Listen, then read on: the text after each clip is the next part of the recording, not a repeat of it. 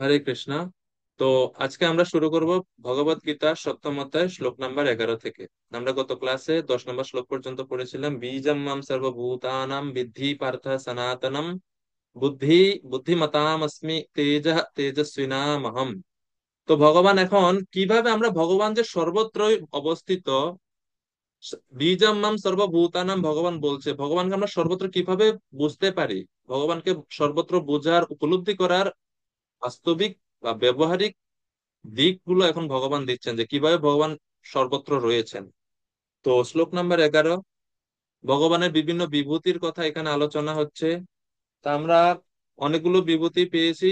12টা 12টি বিভূতি আমরা অলরেডি এই আগে 8 থেকে শুরু হয়েছে, 8 নম্বর শ্লোক থেকে আমরা 12টা পাইছি। 11 নম্বর শ্লোকে 13 এবং 14 দুইটা বিভূতির কথা বলা হবে।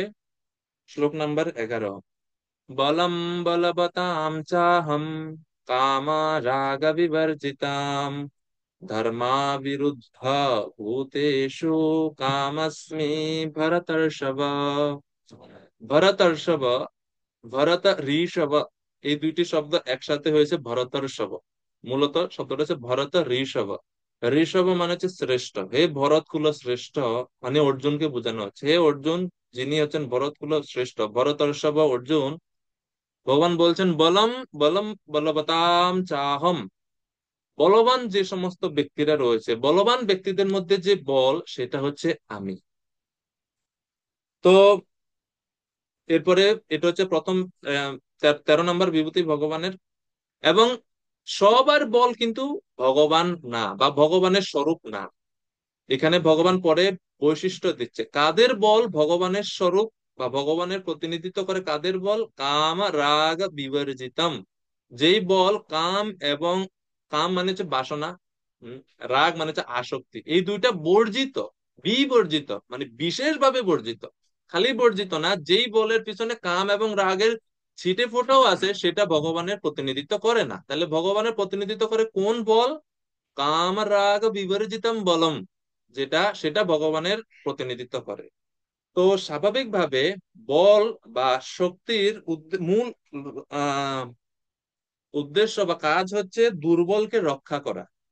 নিজের স্বার্থে, নিজের স্বার্থে বা প্রতিশোধ নেওয়ার ক্ষেত্রে বা প্রতিহিংসা পূরণের জন্য যখন আমরা আমাদের শক্তি ব্যবহার করে থাকি, সেটা ভগবানের স্বরূপ না, সেই বল ভগবান না। এই জন্য ভগবান বলছেন যে বলম বলম বলবতাম চাহম। ভগবান হচ্ছে বলবান ব্যক্তিদের বল হচ্ছে ভগবান, এবং সেটা হচ্ছে কাম এবং রাগ বিবর্জিত বল হতে হবে। এটা গেল এক প্রথম। দ্বিতীয়টা হচ্ছে আরো বেশি গুরুত্বপূর্ণ এবং আমাদের প্র্যাকটিক্যাল ভক্তদের ব্যবহারিক জীবনে প্রয়োগ করার মতো, ধর্ম অবিরুদ্ধ ভূতেষু। এটা ধর্ম বিরুদ্ধ না, হ্যাঁ। তো এখানে মূল শব্দ হচ্ছে ধর্মাবিরুদ্ধ। তো আমরা জানি সংস্কৃতে অকার এবং অকার সন্ধি যখন হয় তখন আকারে পরিণত হয়। তো ধর্ম আর হচ্ছে অবিরুদ্ধ, তো দুইটা যখন একসাথে হলো, এই জন্য হলো ধর্মাবিরুদ্ধ। তো ধর্মাবিরুদ্ধ মানে হচ্ছে ধর্ম অবিরুদ্ধ ভূতেষু কামস্মি ভরতর্ষভ। ভগবান বলছেন আমি ধর্মের অবিরোধী কাম। কাম যদি ধর্মের বিরুদ্ধে না যায়, তাহলে সেই কাম শ্রীকৃষ্ণের প্রতীক। এই জন্য ভগবান বলছেন কাম অস্মি ভরতর্ষভ, সেই কাম হচ্ছে আমি। তো এইখানে বলের ক্ষেত্রে ভগবান যেহেতু বলছেন এখানে বলম বলবতাম চাহম কাম রাগ বিবর্জিত, কাম এবং রাগ বিবর্জিত বল হচ্ছে আমি। জানেন ভগবান ভগবত গীতায় বলবান শব্দের বা এই যে বল সম্বন্ধে আরো কিছু জায়গাতে ভগবান উল্লেখ করছেন, কিন্তু সেগুলো কিন্তু ভগবানের প্রতিনিধিত্ব করে না, বা সেগুলো সেই বল ভগবানের স্বরূপ না। মনে আছে কারো কোথায় কোথায় ভগবান বলের কথা বলছেন? ভগবত গীতায় বলের কথা, বল, বলম, মনে করে দেখেন একটু।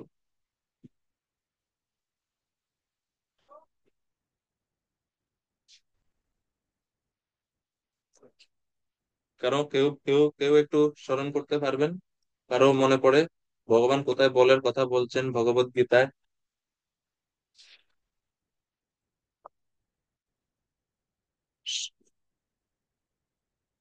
এখানে একটা বলা হয়েছে বলম বলবতাম চাহম, আর কোথাও কি ভগবান বলছেন মনে পড়ে আপনাদের?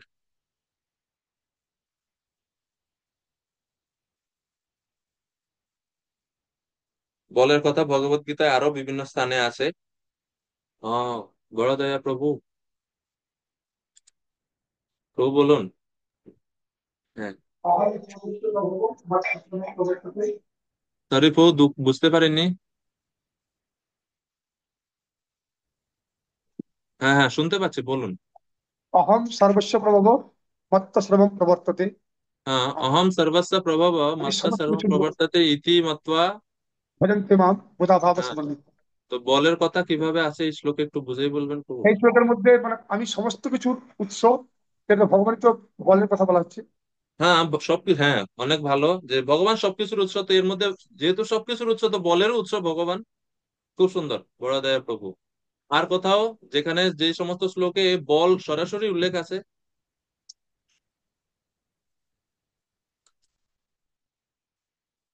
17 অধ্যায় শ্লোক নাম্বার 5।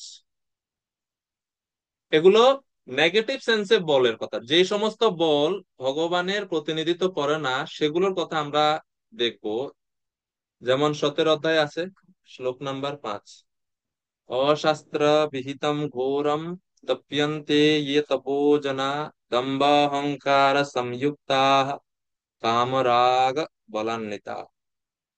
সেই শ্লোকে বলের কথা আছে, কামরাগ বলান্বিতা। বিনয় ভূষণ প্রভু হ্যান্ড রেজ করছেন, হাত তুলছিলেন প্রভু, প্রভু বলুন। আনমিউট করুন, মাইক মাইক মাইক অন করুন, যে লেখা আসতেছে দেখেন।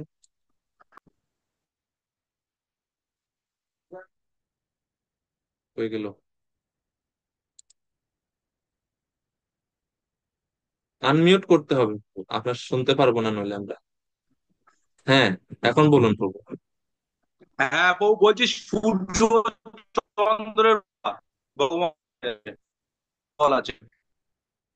এ হে, নেটওয়ার্কের সমস্যা প্রভু, আরেকবার বলবেন কৃপা করে। হ্যাঁ বউ, সূর্য আর চন্দ্রের প্রভা প্রভা। হ্যাঁ, সূর্য এবং চন্দ্রের প্রভা, কিন্তু আমরা বলছি এখন বলের কথা। হ্যাঁ, ওখানে তো ওই ভগবানের ইয়ে আছে, ভয় আছে, বল আছে। আচ্ছা, ঠিক আছে, ধন্যবাদ প্রভুজি। আম তো আমরা যে সমস্ত বল ভগবানের প্রতিনিধিত্ব করে না সেরকম বল আমরা পেলাম 17 অধ্যায়ে 5 নম্বর শ্লোকে, একবার ভগবান বলছে যেটা আসলে ভগবানের স্বরূপ না, এই বল। তারপরে আম সিদ্ধোহম বলবান সুখী 16 অধ্যায়ে, সেখানে বলছে যে যে সমস্ত ব্যক্তিরা আহ ভোগাসক্ত ব্যক্তি, ভোগী ব্যক্তি, তাদের মনোভাব হচ্ছে এটা, সিদ্ধ, আমি সিদ্ধ, আমি বলবান। তো ওই যে বল, সেটাও কিন্তু ভগবানের স্বরূপ না, বা ভগবানের প্রতিনিধিত্ব করে না। এরপরে 16 অধ্যায়ে আবার আছে 18 নম্বর শ্লোকে, অহংকারম বলম দর্পম। তো সেই সেই যে শ্লোকে বলেছে অহংকার বলম দর্পম, সেটাও আবার ভগবানের প্রতিনিধিত্ব করে না। তো কিন্তু এই শ্লোকে যেটা বলা হচ্ছে যে কামনা এবং আসক্তি বর্জিত যে বল, সেটা ভগবানের শক্তি। এরপরে 2 নাম্বার, দ্বিতীয় বিভূতি হচ্ছে ধর্মের অবিরুদ্ধ কাম হচ্ছে ভগবান। তো এই জড়জগৎ প্রজা সৃষ্টির জন্য কামের ব্যবহার হয়ে থাকে, কিন্তু প্রভুপাদ যেটা বললেন যে কাম রূপে আমি প্রাণীগণের মধ্যে বিরাজমান। তো প্রভুপাদ তাৎপর্য যেটা বলছেন যে কাম বা যৌন জীবনের উদ্দেশ্য হচ্ছে ধর্মপরায়ণ সন্তান উৎপাদন করা। তা না করে যদি ইন্দ্রিয় তৃপ্তির জন্য যৌন জীবন যাপন করা হয়, তা অন্যায়। প্রতিটি পিতা মাতার পরম কর্তব্য হচ্ছে তাদের সন্তানদের কৃষ্ণ ভাবনাময় করে গড়ে তোলা। তা ধর্মের বিরোধী হয়ে যখন কেউ কামাচারে লিপ্ত হয়, সেই কাম ভগবান না, কিন্তু শুধুমাত্র সন্তান উৎপাদনের জন্য যে কাম, সেটা হচ্ছে ভগবানের প্রতিনিধিত্ব করে, সেটা হচ্ছে ভগবানের স্বরূপ। এইভাবে এই শ্লোকে ভগবান উল্লেখ করবে। ঠিক আছে, শ্লোক নাম্বার 12। শ্লোক নাম্বার 12, 11, 11 করে হচ্ছে এখন 12।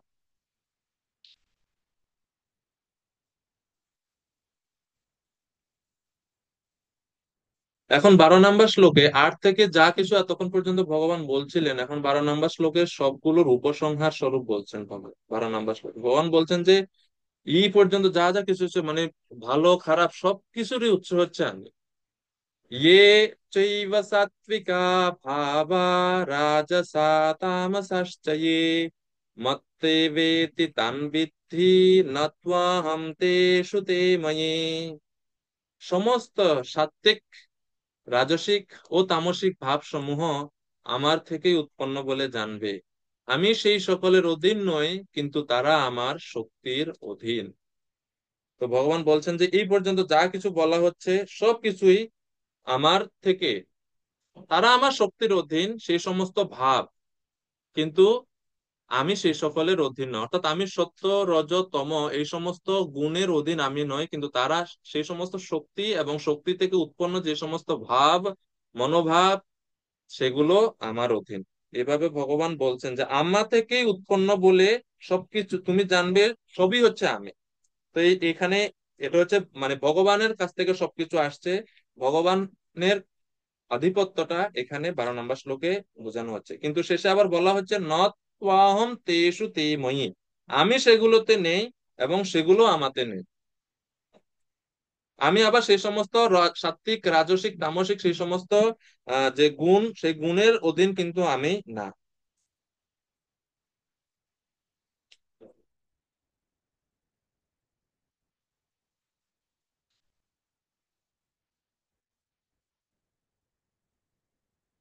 এরপরে শ্লোক নাম্বার 13 থেকে উম, তো 12 নম্বর শ্লোকের এখানে বলা হচ্ছে যে যখন ভগবান বলছেন সত্য, রজ, তম, সাত্বিক, রাজসিক এবং তামসিক যে সমস্ত ভাব সমস্ত কিছু আমার থেকে উৎপন্ন বলে জানবে, এই কথার দ্বারা ভগবান আমাদের দৃষ্টি আকর্ষণ করছেন ওনার দিকে, যে এই জড় জগতে যা কিছু তোমরা দেখছো সবকিছু হচ্ছে আমার থেকে জাত। এই জন্য জড়জাগতিক কোনো জিনিসের প্রতি, জড়জাগতিক কোনো ঐশ্বর্যের প্রতি আকৃষ্ট না হয়ে জীবের উচিত আমার প্রতি আকৃষ্ট হওয়া। কিন্তু আমরা কি করি, আমরা মূল লক্ষ্যের প্রতি আকৃষ্ট না হয়ে আমরা গৌণ জিনিসের প্রতি আমরা আকৃষ্ট হয়ে যাই। যেরকম একটা উদাহরণ যদি আমরা দেই, যখন একজন কৃষক কৃষি কাজ করেন, ওনার মূল লক্ষ্য কি থাকে? অনেক কাজ করেন, চাষ করেন, জল সেচন করেন, সার প্রয়োগ করেন, আগাছা পরিষ্কার করেন, অনেক কিছু করেন। এর ফলস্বরূপ মূল লক্ষ্য কি কৃষকের? মূল লক্ষ্য হচ্ছে ধান, ধান সংগ্রহ করে। কিন্তু এর সাথে সাথে আরো অনেক গৌণ জিনিসও থাকে, খড়কুটা থাকে, অনেক কিছু থাকে।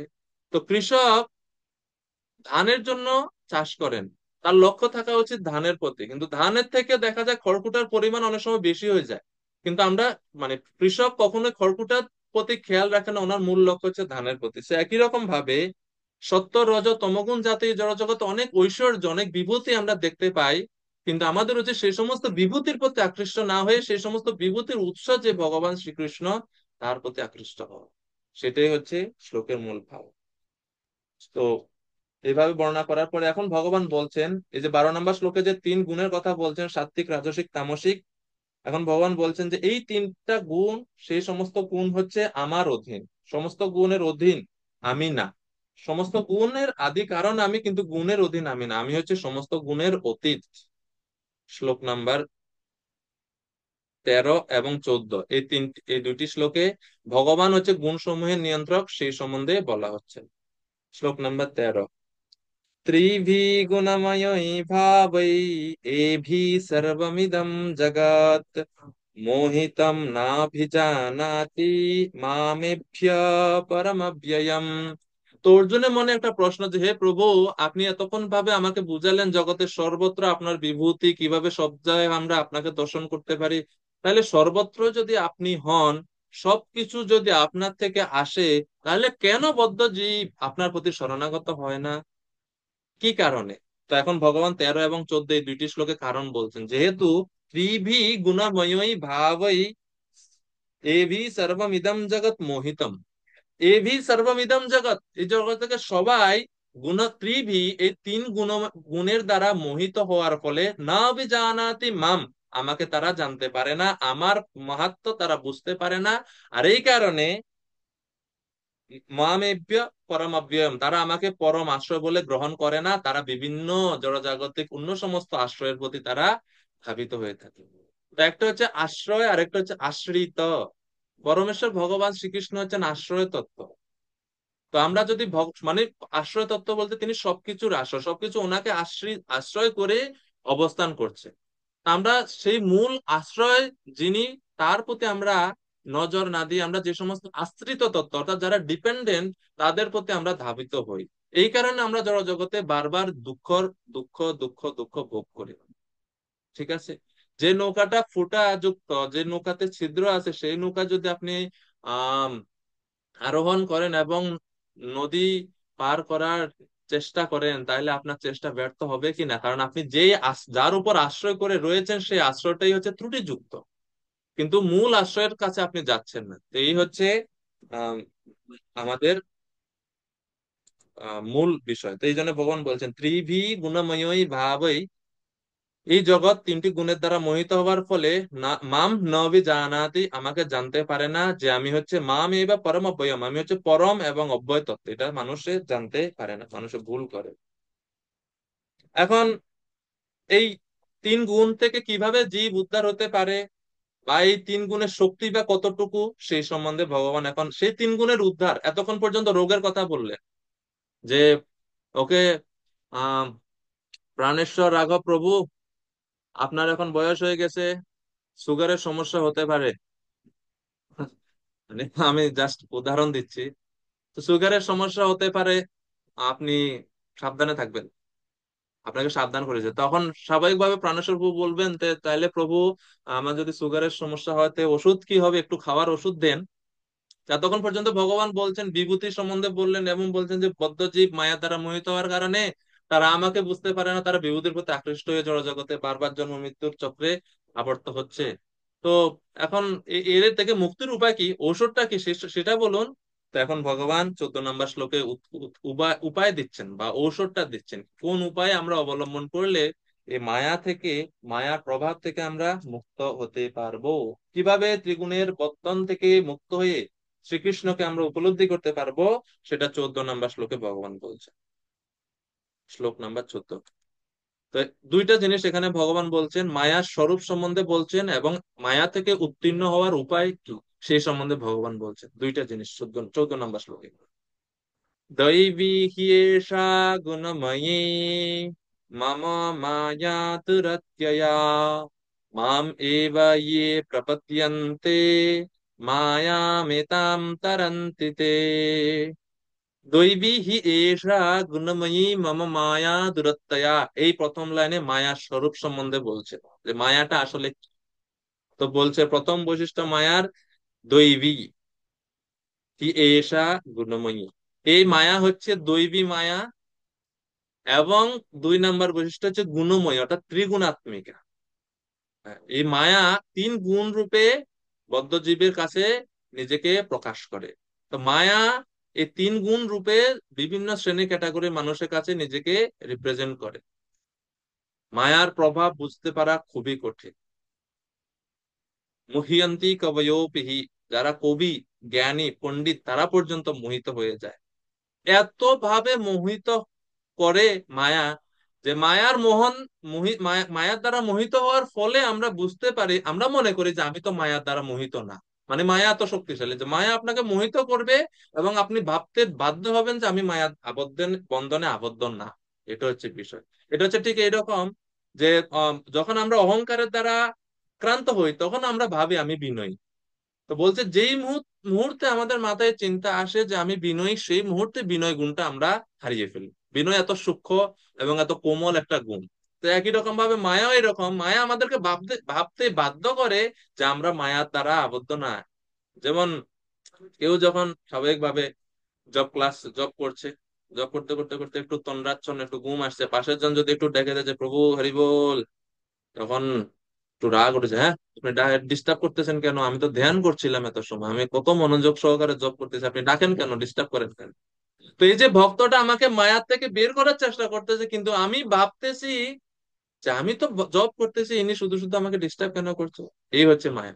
তো এই জন্য বলছে মায়া গুণময়ী, এটা সত্যগুণ রূপে আপনার কাছে আসতে পারে, রজগুণ রূপে আপনার কাছে আসতে পারে, তমগুণ রূপে আপনার কাছে আসতে পারে। সত্যগুণ যখন আপনার ভক্তদের কাছে মায়া আসবে সত্যগুণের মাধ্যমে, তখন আপনি ভাববেন যে আমি তো প্রতিদিন 16 মালা জপ করছি, আমি 4টা বিধিনিষেধ পালন করতেছি, আমি সেবা পূজা যা কিছু আছে সবকিছু করতেছি, তো মোটামুটি আমি আমার স্পিরিচুয়াল লাইফে আমি মানে আমার স্ট্যাটাস কো ঠিক আছে, আমি স্থিতি অবস্থা আছে, আমার আমার কোনো মানে অসুবিধা নাই।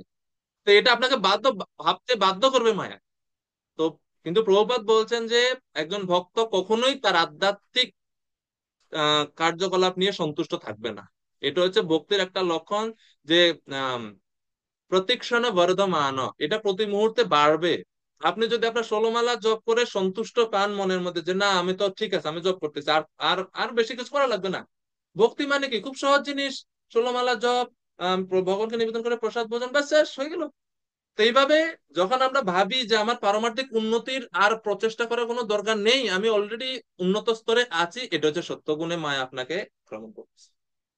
মানে এমন ভাবে মায়া খুবই, এই জন্য বলছে প্রথম বৈশিষ্ট্য এই মায়াটা হচ্ছে দৈবী। দৈবী মানে হচ্ছে এটা ভগবানের আশ্রিত, মানে ভগবানের আদেশে, ভগবানের নির্দেশে এটা কাজ করে। হম। ভাগবতমে প্রথম স্কন্ধে বলা হচ্ছে পশ্চাৎ, মায়া দেবী সবসময় ভগবানের পিছনে অবস্থান করে। কেন ভগবানের পিছনে অবস্থান করেন? মায়াদেবী লজ্জিত যে আমার এমন একটা কাজ দিয়েছেন ভগবান, আমি বদ্ধজীবদেরকে কৃষ্ণের কাছ থেকে বিমুখ করে রাখি, তো এই সেবার জন্য উনি লজ্জিত হয়ে সবসময় ভগবানের পিছিয়ে অবস্থান করেন। এবং ভগবানের পিছনে অবস্থান করেন মায়া, এটা তার আরেকটা জিনিস বোঝাতে তিনি সবসময় ভগবানের আশ্রিত, অর্থাৎ ভগবানের আদেশে তিনি কাজ করেন। এই গেল একটা দৈবী। 2 নম্বর হচ্ছে গুণময়ী। গুণময়ী যেটা বললাম যে ত্রিগুণাত্মিকা এই মায়া। এবং তৃতীয় বৈশিষ্ট্য মায়ার, মম মায়া দুরত্যয়া, এই মায়া হচ্ছে দূর অতিক্রমণীয়া। এটাকে অতিক্রম করা, পার করা খুবই খুবই খুবই কঠিন। হ্যাঁ, কিন্তু এটা গেল মায়ার স্বরূপ, প্রথম লাইনে বললেন। এখন দ্বিতীয় লাইনে বলছেন সমাধান কি। খালি রোগের কথাই বললেই তো হলো না, সমস্যার কথা বললেই হলো না, সমাধান তো দরকার। সমাধান হচ্ছে মাম এব ইয়ে প্রপদ্যন্তে, যে আমার শরণাগত হয়, আমাতে প্রপত্তি করে। প্রপদ্যন্তে মানে হচ্ছে শরণাগত হওয়া। শরণাগত হওয়া মানে হচ্ছে শরণাগতির 6টা অঙ্গ। আনুকূল্যস্য সংকল্প, প্রতিকূলস্য বর্জনম, এই যে 6টি অঙ্গ শরণাগতির, শরণাগতির এই 6টি অঙ্গ থাকতে হবে। এই পূর্ণরূপে শরণাগত হওয়ার মাধ্যমে আমরা মায়ামেতাম তরন্তিতে, আমরা মায়াকে পূর্ণরূপে উত্তীর্ণ হতে পারি বা মায়াকে অতিক্রম করতে পারি। আর যতক্ষণ পর্যন্ত না আমাদের শরণাগত পূর্ণ হইতেছে, ততক্ষণ পর্যন্ত আমরা যতটুক মাত্রায় আমরা ভগবানের শরণাগত হব, ততটুক মাত্রায় আমরা মায়া থেকে নিজেদেরকে মুক্ত রাখতে পারবো। তো মায়া থেকে মুক্তির অনুপাতটা নির্ভর করে আমাদের কৃষ্ণের প্রতি কতটুকু শরণাগতি তার উপরে। মায়া মেতা মামেবা ইয়ে প্রপত্যন্তে মায়া মেতাম তরন্তিতে, যে যতটুক আমার প্রতি শরণাগত হয় ততটুক মাত্রায় সে মায়াকে অতিক্রম করতে পারে।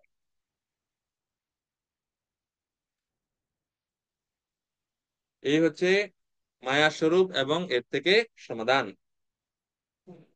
এখন ভগবান 13 এবং 14 নম্বর এই দুইটা শ্লোকে বলার পর এখন 15 থেকে 19 নম্বর শ্লোকে ভগবান ব্যাখ্যা করবেন যে কারা ভগবানের শরণাগত হয় এবং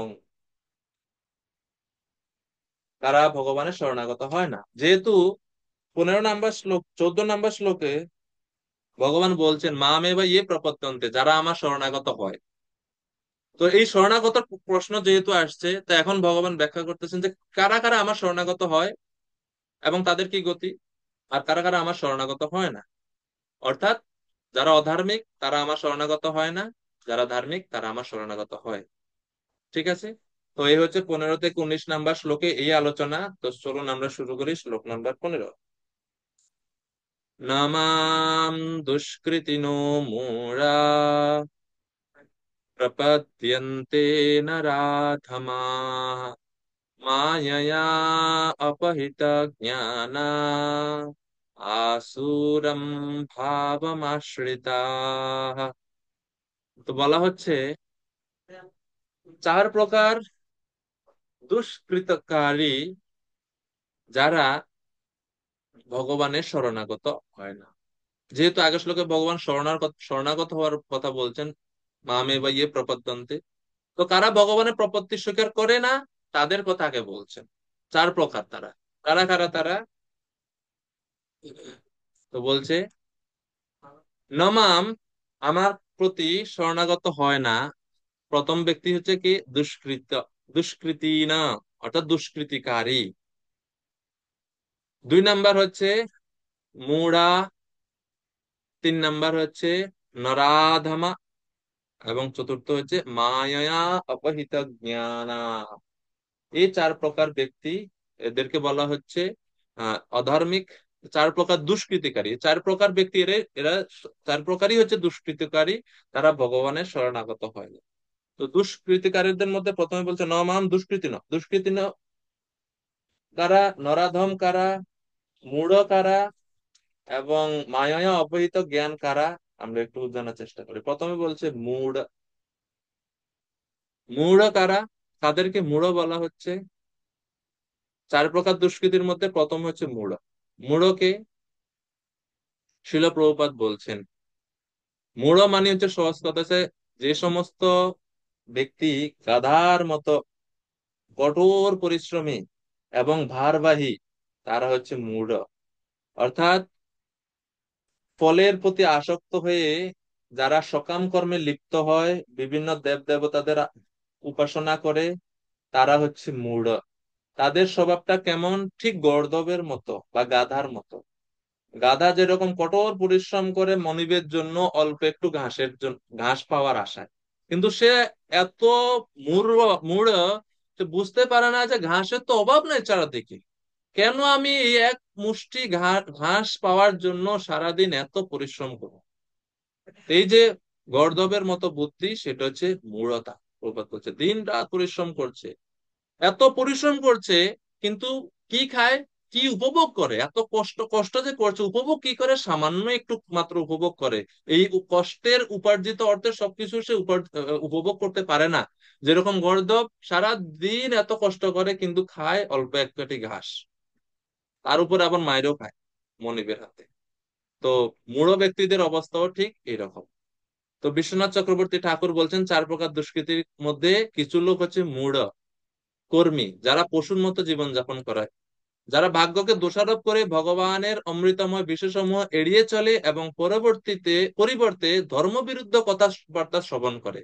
তারা বিষ্ঠাভোজী কুকুরের ন্যায় ভগবানের মুকুন্দের সেবা না করে মনুষ্যতর জীবন যাপন করে। এটা বিশ্বনাথ চক্রবর্তী ঠাকুরের মূঢ় শব্দের ব্যাখ্যা। এবং বলদেব বিদ্যাভূষণ তিনি বলছেন, মায়ার দ্বারা যারা বিভ্রান্ত, সকাম কর্মের দ্বারা তাদের বুদ্ধি ভোঁতা হয়ে গেছে। বলছে সকাম কর্মের প্রতি আসক্ত হওয়ার ফলে তাদের বুদ্ধি ভোঁতা হয়ে গেছে, জন্য তারা বুঝতে পারে না যে আসলে জীবনের উদ্দেশ্যটা কি। তারা ভাবে ভগবান বিষ্ণু হিসেবে আমি দেবরাজ ইন্দ্রের ন্যায় কর্মের নিয়মের প্রতিনিধি, এবং জীব হিসেবে আমি কর্মের অধীন। তারা ভগবানকে কর্মের অধীন বলে মনে করে, এই জন্য তারা কর্মটাকে প্রাধান্য দেয়। তারা মনে করে আমি কর্ম করব, সেই কর্মের ফল আমি ভোগ করব, আবার ভগবান ভগবান কি এখানে। এই হচ্ছে মূঢ়তা, প্রথম জিনিস, মূঢ়। দুই দুই নাম্বার হচ্ছে নরাধম। প্রপাত বলছেন নরাধম মানে কি? প্রপাত সহজভাবে বলছেন সবচেয়ে নিকৃষ্ট স্তরের মানুষ। নরাধম মানে হচ্ছে সবচেয়ে নিকৃষ্ট স্তরের মানুষ। সবচেয়ে নিকৃষ্ট স্তরের মানে বলতে পশুর থেকেও নিকৃষ্ট স্তরের মানুষ। কেন পশুর থেকে নিকৃষ্ট স্তরের তাদেরকে বলা হচ্ছে নরাধমদেরকে? যেহেতু তারা ভগবানের শরণাগত হয় না এবং তাদের আত্মার উন্নতির জন্য তারা চেষ্টা করেন, এজন্য তাদেরকে পশুদের থেকে অধম বলা হচ্ছে। পশুদের থেকে অধম কেন? কারণ পশুরা একদিক দিয়ে ভালো আছে, মানে পশুদের একটা পজিটিভ দিক আছে। কি পজিটিভ দিক আছে?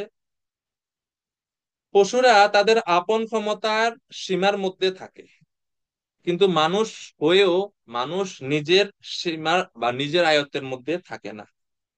পশু জন্মে পশু কর্মফল ভোগ করে, কর্মফলটাকে ধ্বংস করে করে সে ধীরে ধীরে উন্নতর দেহ যায়। যেমন কোন জীবাত্মা যদি কোন জন্মে পাখি হয়ে জন্মগ্রহণ করে, সে পাখি হয়ে জন্মগ্রহণ করে সে কিছু কর্মফল ভোগ করলো, মানে তার কিন্তু কর্মফল কমছে। ভালো হোক, মানে পাপ হোক পুণ্য হোক, কর্মফল কমছে এবং সে ধীরে ধীরে উন্নতর দেহ লাভ করে, পশু দেহ, ধীরে ধীরে সে উন্নতির দিকে যায়। কিন্তু এই মানুষ জন্ম পাওয়া সত্ত্বেও এই ব্যক্তি ভগবানের শরণাগত না হয়ে ধীরে ধীরে সে মনুষ্য দেহ থেকে নিচের দিকে যাচ্ছে। তো এই জন্য তাদেরকে নরাধম বলা হচ্ছে। মানে সবচেয়ে অধপতিত কেন বুঝতে পারছেন? যে পশুরা তাদের উন্নতি উপর দিকে হয় স্বাভাবিকভাবে প্রকৃতির নিয়মে, কিন্তু মানুষ হয়ে সে ভক্তি করতেছে না, ভগবানের প্রপত্তি স্বীকার করতেছে না, মাম না প্রপদ্যাতে। এই জন্য তার উন্নত থেকে উন্নতর অবস্থা থেকে সে ধীরে ধীরে অধপতিত হয়, ধীরে ধীরে আসরিক জনি প্রাপ্ত হয় এবং পশু জনি প্রাপ্ত হয়। তো এই জন্য সে হচ্ছে পশুর থেকেও অধম, এটা বলা হচ্ছে। এবং বলা হচ্ছে আরেকটা আরেকটা দিকের কারণে সে নরাধম, যেহেতু সে ভগবানের শরণাগত হচ্ছে না, আরেকটা কারণে সে নরাধম এই কারণে যে এক পশু আরেক পশু ধর্ম কখনো অবলম্বন করে না। কিন্তু মানুষ, যে মানুষ ভগবানের প্রপত্তি স্বীকার করে না, সে আসলে মানুষ হওয়া সত্ত্বেও সে আসলে পশু বৃত্তি অবলম্বন করে। এখন আপনারা বলবেন আমরা পশু বৃত্তি অবলম্বন করি, এত বড় কথা সহ্য করতে পারি না আমরা। তাদের কথা বলা হচ্ছে না, যারা ভগবানের প্রপত্তি স্বীকার করে না তাদের কথা বলা হচ্ছে। কিভাবে আমরা পশুবৃত্তি অবলম্বন করি, শ্রীমদ্ ভাগবতম উত্তর প্রদান করছে। সবিদ্বরাহ উষ্ট্রখরৈ সংস্তুতা পুরুষা পশু নায়ৎ কর্ণ পথোপেতো জাতু নাম গদাগ্রজ। এই শ্রীমদ্ ভাগবতমের এই শ্লোকে বলা হচ্ছে যে যে সমস্ত মানুষ না ইয়ৎ কর্ণ পথোপেত, যে সমস্ত মানুষ কান দিয়ে ভগবানের কথা শ্রবণ কীর্তনে রুচি হয় না, অর্থাৎ যে সমস্ত মানুষ শ্রবণ কীর্তন রূপী সাধন ভক্তি করে না, অথবা যে সমস্ত মানুষ ভগবানের ভক্তিতে যুক্ত না, ভগবানের শরণাগত হওয়ার জন্য না, তাদের জীবনটা হচ্ছে কিসের মতো? চারটা পশুর নাম বলছে। স এক, দুই হচ্ছে বিট বরাহ, তিন নম্বর হচ্ছে উষ্ট্র, আর চতুর্থ হচ্ছে সবিট বরাহ উষ্ট্র, আর চতুর্থ হচ্ছে খরই। এই হচ্ছে চারটা প্রাণী। বলছে এই সমস্ত মানুষ যেহেতু ভগবানের কথারূপী অমৃত তারা শ্রবণে আগ্রহ না, ভগবানের ভক্তিতে যুক্ত না, সাধন ভক্তি করছে না, আত্ম উপলব্ধির চেষ্টা করছে না, সেই সমস্ত মানুষ কিসের মতো? বলছে এই চারটি পশুর মতো তারা। কিভাবে চারটা পশুর মতো তারা? বিশ্বনাথ চক্রবর্তী ঠাকুর ব্যাখ্যা করে বুঝাচ্ছেন। বিশ্বনাথ চক্রবর্তী ঠাকুর বলছেন যে এরা পশু ধর্ম অবলম্বনকারী, এরা মনুষ্য রূপে জন্মগ্রহণ করার সত্ত্বেও তারা প্রকৃতপক্ষে মানুষ না, পশু ধর্ম অবলম্বনকারী। কিভাবে পশু ধর্ম অবলম্বনকারী? তিনি বলছেন যে প্রথমত তারা, প্রথমে বলছেন মানে হচ্ছে কুকুর, তারা কুকুর ধর্ম অবলম্বনকারী। মনুষ্য দেহ পাওয়া সত্ত্বেও তারা কুকুরের মতো জীবন যাপন করে। কিভাবে? কুকুর কিরকম জীবন যাপন করে? কুকুরের বৈশিষ্ট্য দুইটা, এক হচ্ছে নিতান্ত মানে অকারণে ক্রোধযুক্ত। কুকুরের বৈশিষ্ট্য দেখবেন, আপনি কুকুরকে আপনি তাকাইছেন না তার দিকে, সে শুয়ে আছে, আপনাকে তাকে ডিস্টার্বও করছে না, পাশ দিয়ে হেঁটে যান ঘেউ ঘেউ করবে। তো অকারণেই ক্রোধ করে সে। এটা হলো প্রথম বৈশিষ্ট্য। আর দ্বিতীয় হচ্ছে উচ্ছিষ্ট বুঝি এবং অবজ্ঞার প্রাপ্ত। হ্যাঁ। তো দেখবেন যে সমস্ত মানুষ এই ভগবানের প্রপত্তি স্বীকার করে না, তাদের জীবনে কিন্তু একটা পর্যায়ে কুকুরের মতোই জীবনযাপন করতে হবে। স্বাভাবিকভাবে যখন বৃদ্ধ হয়ে যায়, অর্থ উপার্জন করতে সক্ষম হয় না, ইয়াবৎ বিত্ত উপার্জন শক্ত তাবৎ নিজ পরিবার রাখত পশ্চাৎ জর্জরি দে পশ্চাৎ ইয়াবৎ জর্জরা দেহে বার্তাম পৃচ্ছতি কোপি ন গেহে। শঙ্করাচার্য বলছেন যে এই জড় জগতের বৈশিষ্ট্য, সংসারের বৈশিষ্ট্য এমন, যতদিন পর্যন্ত আপনি উপার্জন করতে সক্ষম, ইয়াবৎ বিত্ত উপার্জন শক্ত তাবৎ, ততদিন পর্যন্ত নিজ পরিবার রক্ত, ততদিন পর্যন্ত আপনার পরিবারের মানুষ আপনার প্রতি আসক্ত থাকবে, আপনাকে সম্মান করবে, শ্রদ্ধা করবে, আপনাকে ভালোভাবে ব্যবহার করবে। যাবৎ তিষ্ঠতি জর্জরা দেহে, যখন শরীর জর্জর হয়ে যায়, আপনি বৃদ্ধ হয়ে যাবেন, অক্ষম হয়ে যাবেন, তখনই প্রকৃত স্বরূপটা বের হয়ে আসে সংসারে। বার্তা পৃচ্ছতি কোপি ন গেহে, কেউ জিজ্ঞেসও করে না কি দাদু ভালো আছেন, জিজ্ঞেসও করবে না কেউ। বার্তাম পৃচ্ছতি কোপি ন গেহে, কেউ জিজ্ঞাসা করার মতো থাকে না, এমন এমন পরিবার আছে। তো এই হচ্ছে ভগবানের প্রপত্তি স্বীকার না করলে এই অবস্থায় আমাদের থাকতে হয়, কুকুরের মতো। তাকে মানে কি বলে, উচ্ছিষ্ট ভোজন করে থাকতে হয়। ছেলে আছে, ছেলের বউ আছে, ঠিকমতো যত্ন নিচ্ছে না বাবা মায়ের। কোনো কোনো পরিবার তো এরকম আমরা দেখি যে বৃদ্ধ বাবা মা সংসারে বউ সেবা করতে পারবে না, বৃদ্ধাশ্রমে পাঠিয়ে দেওয়া হচ্ছে। এইভাবে কুকুর, এবং সারা জীবন তারা নিতান্ত অকারণে ক্রোধযুক্ত, মানে বিনা কারণে ক্রোধ প্রদর্শন করতো অন্য মানুষের প্রতি, অন্য প্রাণের প্রতি, এইভাবে তাদের জীবন যাপনটা হয়। এই জন্য তাদেরকে বলা, এরা হচ্ছে কুকুর ধর্ম, মানে স্বধর্ম বৃত্তি, স্ববৃত্তি অবলম্বনকারী। দ্বিতীয় হচ্ছে শূকর। শূকরের বৈশিষ্ট্য কি সবাই আমরা জানি, নোংরা জায়গায় থাকে এবং অমেদ্য বিষয় বা বিষ্ঠা ভোজন করে জীবনযাপন করে। তো যে সমস্ত মানুষ ভগবানের প্রপত্তি স্বীকার করে না তাদের অবস্থাও ঠিক একই রকম, তারাও সারা জীবন অখাদ্য কুখাদ্য খেয়ে জীবনযাপন করে এবং নিজের পাপ, নিজের কর্মফলটাকে বৃদ্ধি করে চলে।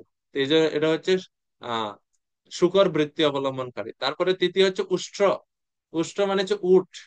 উটের বৈশিষ্ট্য, সে মরুভূমিতে থাকে, ঘাস তো সে খায় না, সে খায় কাটা গাছ। আর কাটা গাছ যখন খায়, কাটা খেতে খাওয়ার সময়, কাটা গাছ খাওয়ার সময় গাল কেটে যায়, জিভ কেটে যায়, রক্ত বের হয়। নিজের রক্ত, নিজের শরীর ধ্বংস করতেছে, নিজের রক্ত ঝরাচ্ছে এবং নিজের রক্ত নিজে খাচ্ছে এবং ভাবতেছে না ঘাসটা বা এই গাছের পাতাটা খুব সুস্বাদু। এরকম মানে হতবুদ্ধি সম্পন্ন মানুষ। তো এই জড়জগতের মানুষও সেম সেম ভাবে বিষয় আসক্ত মানুষ, নিজের শক্তি, নিজের মনুষ্য জীবনে দুর্লভ সময় নষ্ট করতেছে, কিন্তু যেটাতে তার স্বার্থ সিদ্ধি হবে, ভগবত প্রাপ্তি হবে, সেটাতে তার আসক্তি না। সে তার জীবন আত্মাকে হনন করে, সে ইন্দ্রিয় তৃপ্তি করে সুখ পাওয়ার চেষ্টা করে এবং সেটাকে সে সুখ বলে মনে করে। এবং চতুর্থ, বিশ্বনাথ চক্রবর্তী ঠাকুর বলছেন আহ খরই। খরই মানে হচ্ছে গর্ধব। গর্দবের বৈশিষ্ট্য কি? সারাদিন তো ভার বহন করে, সেটা একটা আছে, কিন্তু গর্দবের বিশেষ বৈশিষ্ট্য এখানে বিশ্বনাথ চক্রবর্তী ঠাকুর বলছেন যে সে আহ গর্দবের ন্যায়, সে তার সংসার জীবনে যখন থাকে তখন বলা হচ্ছে যে গর্দব যখন তার স্ত্রী গর্দবীর অর্থাৎ তার স্ত্রীর কাছে যায় সঙ্গ করার জন্য, লাথি খেতে হয়, প্রচুর লাথি খেতে হয় তাকে, কিন্তু এত লাথি খাওয়া সত্ত্বেও সে মানে তারপরেও বারবারই তার স্ত্রীর প্রতি, স্ত্রীর কাছে গমন করে। তো এই জন্য বিশ্বনাথ চক্রবর্তী ঠাকুর বলছেন গর্দবের ন্যায় স্ত্রী পাদ তাড়িত। কত লাঞ্ছনা অপমানের শিকার হতে হয়, মাইরও খাইতে হয়, কিন্তু তারপরেও সে তার কামনা পূর্ণ করার জন্য সে স্ত্রীর কাছে যায়। তো এই যে এরকম ভাবে সে মোহের দ্বারা আবদ্ধ হয়ে থাকে। তো এই হচ্ছে চারটি পশু ধর্ম অবলম্বন করে। তো এই জন্য বলা হচ্ছে সেই যে সমস্ত মানুষ তারা ভগবানের শরণাগত হয় না, মূঢ় এবং নরাধম, এই শ্রেণীর মানুষ কখনো ভগবানের শরণাগত হতে পারে না, সহজে হয় না তারা। নরাধম মানুষ, মায়ার প্রভাবে তারা বুঝতে পারে না কি করণীয়। এরপরে 3 নাম্বার যারা, যে সমস্ত মানুষ ভগবানের শরণাগত হয় না তারা হচ্ছে মায়া অপহিত জ্ঞানা। মায়া অপহিত জ্ঞানা মানে কি? প্রভুপাদ বলছে মায়ার দ্বারা যাদের জ্ঞান অপহিত হয়েছে, মায়া অপহিত জ্ঞান, যারা মায়ার দ্বারা মোহিত হয়ে মনে করে যে জড় জগৎ, এই জগৎটাই হচ্ছে নিত্য বস্তু, যে এই জগতে আমি সবসময় থাকবো, ভগবত বা কৃষ্ণ ভক্তির কোনো প্রয়োজনীয়তাই তারা উপলব্ধি করতে পারে না। তারা ভুলে যায় তাদের প্রকৃত সম্বন্ধ ভগবান শ্রীকৃষ্ণের সাথে, তারা বুঝতেই পারে না যে আমি কোথায় ছিলাম, আমার ওই পুরো জ্ঞানই হারিয়ে ফেলেছে। এই জন্য বলছে মায়া অপহিত জ্ঞান। তো বলা হচ্ছে যে মায়া অপহিত জ্ঞান বলতে সহজ ভাষায় আমরা বুঝতে পারি এই জীবটা হচ্ছে ভূতের মতো বা পাগলের মতো। সরি, ভূত না, পাগল বা উন্মাদের মতো। যেমন ধরুন একজন মানুষ যে জ্ঞান হারিয়ে ফেলেছে, যার সেন্স কাজ করতেছে না, কোনটা সঠিক কোনটা ভুল ভুলে গেছে, যে তাকে আমরা বাংলা কি বলি, সহজ পাগল বলি না? তো অর্থাৎ ভগবানের প্রপত্তি যদি আমরা স্বীকার না করি তাহলে আমরা আসলে সভ্যই থাকি না, আমরা ওই পাগলের স্তরে চলে যাই। আমাদের জ্ঞান মায়া আমাদের হরণ করে নিয়ে গেছে, আমাদের যেটা সঠিক জ্ঞান, আমাদের প্রকৃত স্বরূপ, সেটা মায়া দ্বারা আবৃত হয়ে গেছে। এই জন্য শাস্ত্রে বর্ণনা করা হচ্ছে যে মায়া আমাদেরকে, আমাদের চেতনাকে দুই ভাবে আবদ্ধ করে। প্রথমে মায়া প্রথমে মায়া আবরণাত্মিকা শক্তি প্রয়োগ করে বদ্ধ জীবের উপরে, জীবের চেতনার উপরে প্রথমে মায়া আবরণাত্মিকা শক্তি প্রয়োগ করে এবং আবরণাত্মিকা শক্তির দ্বারা বদ্ধ জীবের প্রকৃত যে স্বরূপ, আমি কৃষ্ণের নিত্য দাস, সেই দাস, আমি ভগবানের, সেই দাস সম্পর্কটা সে মায়া আমাদেরকে ভুলিয়ে দেয়। এটা হচ্ছে মায়া অপহৃত জ্ঞান। আর যখনই আমি ভুলে যাই আমি ভগবানের দাস এবং আমি মনে করি আমি হচ্ছে এই দেহ এবং দেহের সাথে সম্পর্কিত সবকিছু হচ্ছে আমার, তখনই তো আমি ভগবানের কাছে না গিয়ে জড় জগতের উন্নতির জন্য চেষ্টা করি। তো এটা হলো প্রথম মায়ার চাল হচ্ছে আভরণাত্মিকা শক্তি, এবং দ্বিতীয় চাল হচ্ছে প্রক্ষেপাত্মিকা শক্তি। প্রক্ষেপাত্মিকা শক্তি মানে হচ্ছে মায়া যখন আমাদেরকে এভাবে আমাদের প্রকৃত পরিচয় ভুলিয়ে দেয়, তখন আমরা আর ভক্ত সঙ্গে যাওয়ার প্রয়োজন অনুভব করি না, জপ করার প্রয়োজন অনুভব করি না, গ্রন্থ অধ্যয়নের প্রয়োজন অনুভব করি না, এবং এইভাবে ধীরে ধীরে ধীরে ধীরে আমরা সৎসঙ্গ থেকে দূরে দূরে দূরে চলে যেতে থাকি। অসৎসঙ্গের দিকে যেতে থাকি। এটা হচ্ছে প্রক্ষেপ আত্মিকা, মায়া আমাদেরকে দূরে সরিয়ে দেয় ভক্ত সঙ্গ থেকে, সৎসঙ্গ থেকে। এই যে মায়া অপহৃত জ্ঞান, বিশ্বনাথ চক্রবর্তী ঠাকুর এই শব্দের ব্যাখ্যায় বলছেন, কিছু কিছু লোকের শাস্ত্র অধ্যয়নের যোগ্যতা আছে, কিন্তু তাদের জ্ঞান মায়ার দ্বারা অপহৃত হয়েছে। কিছু কিছু মানুষ শাস্ত্র পড়েও বুঝতে পারে না যে কৃষ্ণ হচ্ছে পরম তত্ত্ব। তারা শাস্ত্র গ্রন্থ অধ্যয়ন করে সিদ্ধান্ত নেয় যে নির্বিশেষ ব্রহ্ম হচ্ছে সবকিছুর মূল আশ্রয়।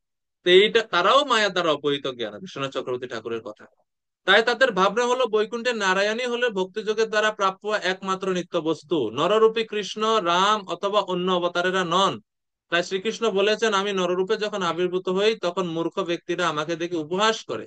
এমনকি যদিও এই মানুষেরা আপাত দৃষ্টিতে কৃষ্ণের কাছে শরণাগত হয়, কিন্তু সত্যিকার অর্থে তাকে শরণাগতি বলা যায় না, বিশ্বনাথ চক্রবর্তী ঠাকুর বলছেন। এবং বলদেব বিদ্যাভূষণ মায়া অপহৃত জ্ঞান শব্দের ব্যাখ্যা করে বলছেন যে সাংখ্য দর্শনের অনুসারীদের জ্ঞান মায়ার দ্বারা অপহৃত হয়।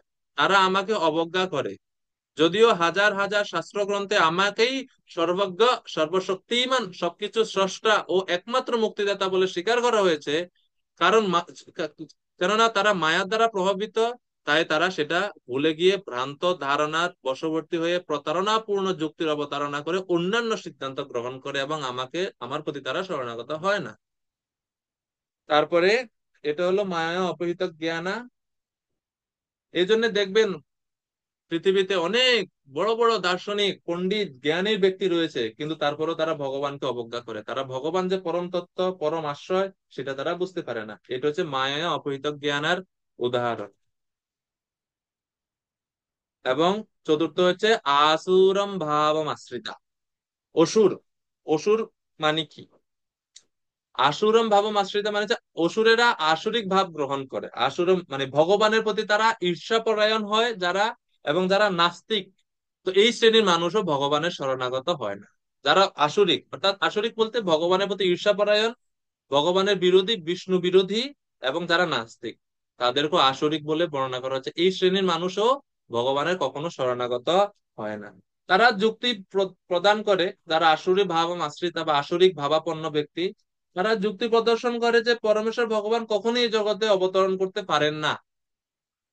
কিন্তু কেন ভগবান অবতরণ করতে পারেন না সেই ব্যাপারেও তারা কোনো মানে সুস্পষ্ট কারণ দেখাতে পারে না। এইভাবে তারা বিভিন্ন যুক্তির অবতারণ করে থাকে।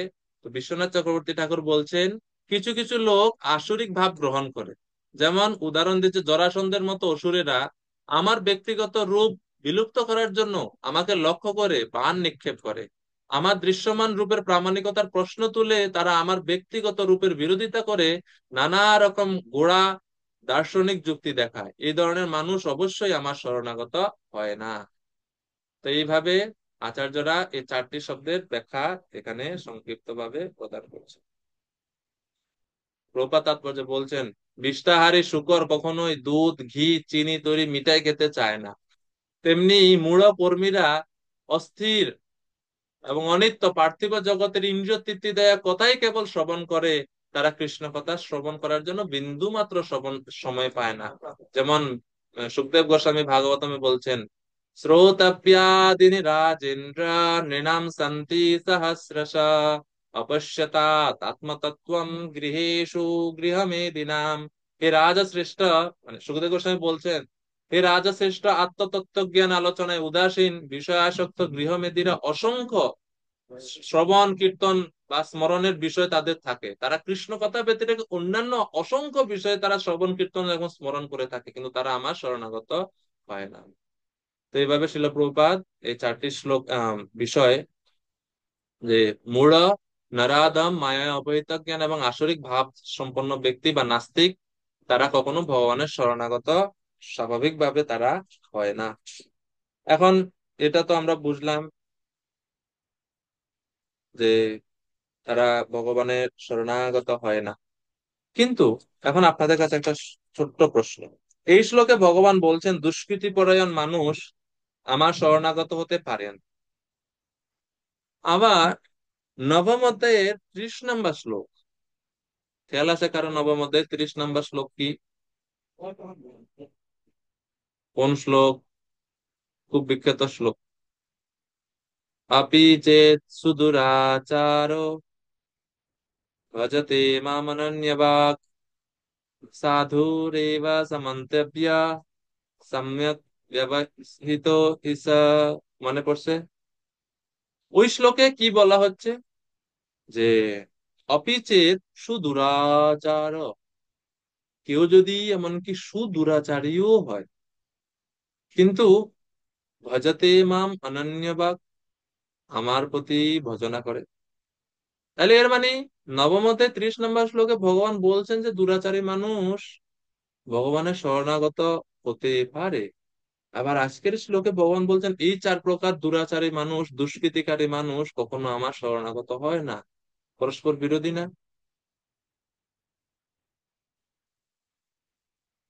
এটা কিভাবে সম্ভব? এই শ্লোকের কথা যদি আমরা ভাবি যে এই 4 প্রকার মানুষ ভগবানের শরণাগত হয় না, তাহলে ওই কথাকে কিভাবে আমরা বুঝবো?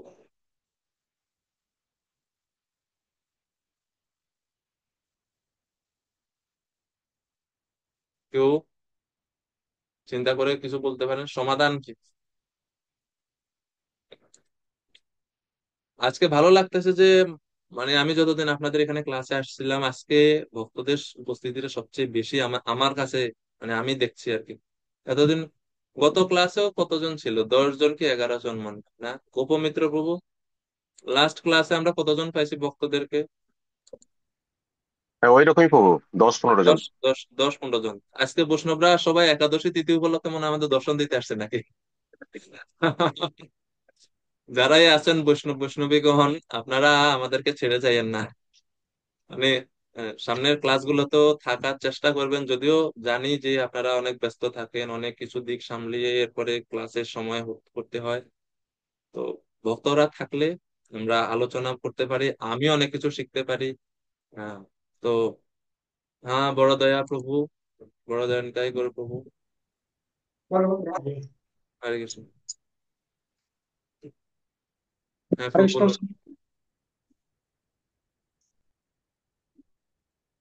ওই আপনার নমাম দুষ্কৃত নম্বরা ওই শ্লোকটা, আর হুম অপি চেত দুরাচার ভজতে মাম অরণ্য ভাগ সাধুরেব সমন্তব্য সম্যক ব্যবস্থিত হিস। এই 3 শ্লোকের যে বোঝা যাচ্ছে যে 4 ধরনের ব্যক্তি তারা কখনো ভগবানের শরণাপন্ন হন না।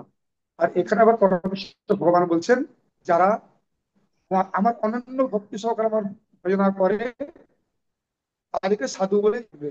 এটাই তো প্রভু।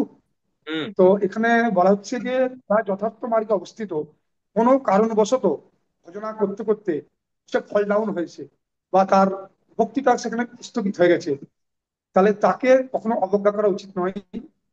সে সাধু প্রকৃতিই থাকবে। আমি প্রভু এইটুকু বুঝতে পেরেছি। হরে কৃষ্ণ।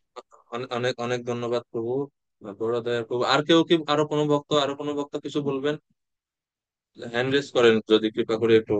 আমি জাস্ট মানে আপনাদের ওপেন প্রশ্ন সবার প্রতি, কে কিভাবে আমরা এটাকে বুঝতে পারি। হ্যাঁ, সর্বজ্ঞ ব্রজহরি প্রভু। প্রভু বলুন, আনমিউট করে বলুন। আনমিউট করতে হবে, শোনা যাচ্ছে না, মাইক অন করতে হবে। হ্যাঁ, এখন বলুন। বলছি কি বাবুজি, দুষ্কৃতী মানে দুষ্কৃতী মানে হচ্ছে সে কীর্তিমান কিন্তু কাজে সে দুষ্কার্যে লাগাচ্ছে।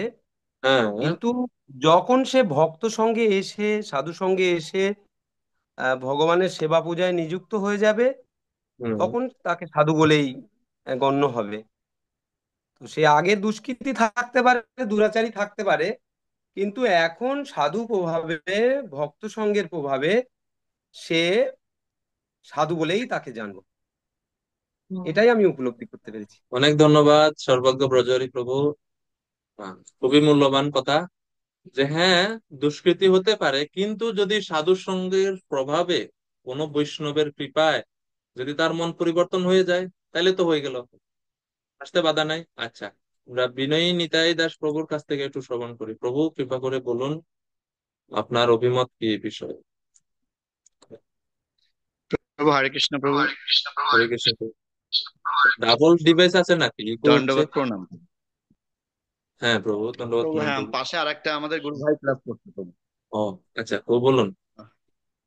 প্রভু 13 নম্বর শ্লোকে বলছেন যে শত রজ এবং তম। প্রভু এই শত রজ তম তো আমরাই এর গুণের অধিকারী। আমাদের কর্ম এবং আমাদের কর্মের উপরে এই শত রজ তম। তো প্রভু যদি কেউ তম থেকে শতে শত গুণে আসেন, এখন কেউ তম থেকে শতগুণে আসলে তাকে আমরা বাহবা দিই, কিন্তু কেউ যদি শত থেকে তম গুণে যান তো তাকে আমরা কিভাবে রিসিভ করতে পারি প্রভু? এটা একটা, প্রভু শুনতে পাচ্ছেন? শুনতে পাচ্ছি হরে প্রভু, কৃষ্ণ। শুনতে পাচ্ছি, বলুন প্রভু। আমি বোঝাতে পারছি প্রভু, বলছি। ও, আপনি প্রশ্ন করতেছেন আমাকে? হ্যাঁ প্রভু, জিজ্ঞাসা করছি প্রভু, প্রভু জিজ্ঞাসা, প্রভু প্রশ্ন না প্রভু। না না না, না ঠিক আছে। মানে প্রশ্ন বলতে ওটাই বোঝাতে চাইছে যে আপনি, না আমি তো ওই যে আমি একটা জিজ্ঞেস করছি, আমি ভাবছি মানে আপনি হয়তো ওটার উত্তর দিচ্ছেন কিনা, ওই যে আমি যেটা বললাম যে অপিচে সুদূরাচারও আর এই শ্লোকটা কিভাবে আমরা বুঝতে পারি। হ্যাঁ প্রভু, আপনার প্রশ্ন যেটা, আমরা শেষে এটার উত্তর দিই। আমরা বর্তমান আলোচনাটা ঠিক আমরা আছে শেষ প্রভু। করি নি? প্রভু আর একটুখানি প্রভু, হ্যাঁ প্রভু হ্যাঁ, একটুখানি অবশ্যই। প্রভু, একটা বিষয় প্রভু। হ্যাঁ আগের প্রভু। দিনকার একটা জিনিস দেখলাম প্রভু যে আহ, আমাদের এই যে বাংলা ভাষাতে আমাদের গুরু মহারাজ যে নামগুলো দিয়েছেন, আমাদের দীক্ষিত নামগুলো প্রভু, তো এটা আমি আপনার মাধ্যমে রিকোয়েস্ট করবো প্রভু, যদি আমাদের এই ক্লাসে যারা থাকেন এরা যদি বাংলাতে এই নামগুলো লেখেন, তো আমরা এত কত সুন্দর হৃদয় থেকে নামটা বললে কেমন যেন আলাদা ভক্তি চলে আসে। কিন্তু ইংরেজিতে পড়তে গেলে আমাদের কেমন যেন একটু বাধা বাধা লাগে। যেমন এখানে যে দয়াসাগর নিতাই দাস বললে কেমন যেন ভিতর থেকে একটা আলাদা ভালোবাসা কাজ করে। সারা পৃথিবীর লোক বাংলা শিখছে মহাপ্রভুকে জানার জন্য, আর আমরা যে বাংলাকে ধরে রাখার জন্য রক্ত দিয়েছি, সম্মান দিয়েছি, আমাদের সব গিয়েছে বাংলা শেখার জন্য, ঠিক আছে আর প্রভু, সেই বাংলাকে আমরা হারাচ্ছি প্রভু। তো আমরা আপনার কাছে তো আমরা কোনো ছাড়ি নেই। অবশ্যই করব ভক্তদের। ঠিক আছে। তো যেটা আমাদের সর্বজ্ঞ ব্রজহরি প্রভু খুব সুন্দরভাবে বলছিলেন, এবং আরেকজন প্রভু হচ্ছে কি জানি নাম প্রভুজির, বড় দয়া নিতাই গৌর প্রভু। তো দুইজন প্রভুই খুব সুন্দরভাবে আমাদের যেটা আমরা আলোচনা করছিলাম যে কিভাবে আমরা এই দুইটা শ্লোকে বুঝতে পারি। তো ওই নবম অধ্যায়ে 30 নম্বর শ্লোকের প্রথমেই বলা হয়েছে অপিচেত। অপিচেত মানেই বোঝানো হচ্ছে যে স্বাভাবিকভাবে যারা দুরাচারী ব্যক্তি, তাদের প্রবৃত্তিগতভাবে স্বাভাবিকভাবে তারা ভগবানের শরণাগত হয় না। কিন্তু বদ্ধজীবের বিষয় আসক্ত জীবনে ভগবান কখনো বাধা দেয় না। একজন ব্যক্তি বাধা দেয়, সেই ব্যক্তিরা হচ্ছে বৈষ্ণবগণ।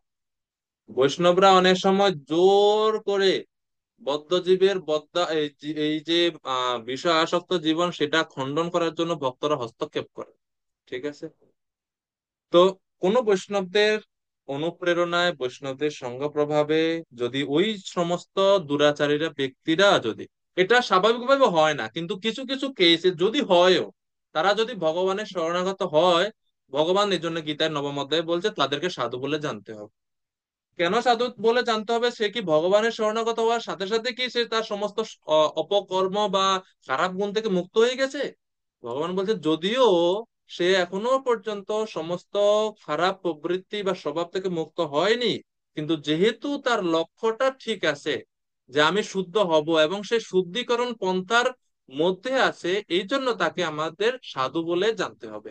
যেরকম একটা উদাহরণ দিতে পারি আমরা, মনে করুন কেউ একজন এখানে যেহেতু ভারতবর্ষের ভক্তরা বেশি, তা আমরা কেউ মনে করুন একজন যে মায়াপুর মন্দিরে আছেন, তো তিনি গাড়িতে উঠলেন, রাজাপুর জগন্নাথ মন্দিরে যাবে।